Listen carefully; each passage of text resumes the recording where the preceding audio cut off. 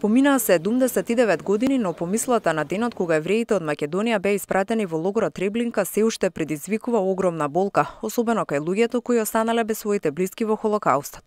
Виктор Мизрахи во логорот на смртта загубил 84 члена од фамилијата. Тој, но и други како него, не можат да поверуваат дека во денешно време може да се негираат ваквите случувања. Мртвите не може да се вратат, али да им се одаде почит.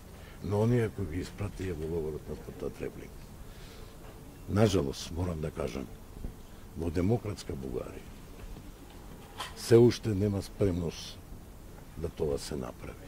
Македонският президент Стево Пендаровски поиска България да се извини за депортирането на македонските евреи. Как оценявате тази интерпретация на фактите? Според мен, интересът на президента на Република Северна Македония към историята е похвален, но веднъж заявен. Той трябва да се опира на историческата истина. И политиците в нашата съседка все още дължат на собствените си граждани истината за тяхната собствена история.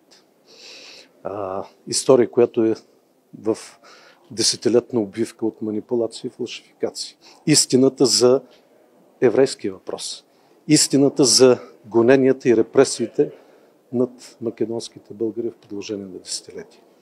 И аз вярвам, че бъдещето на Република Северна Македония, тяхното европейско бъдеще, изисква двустранните отношения с България да бъдат освободени от идеологемите на тоталитаризма.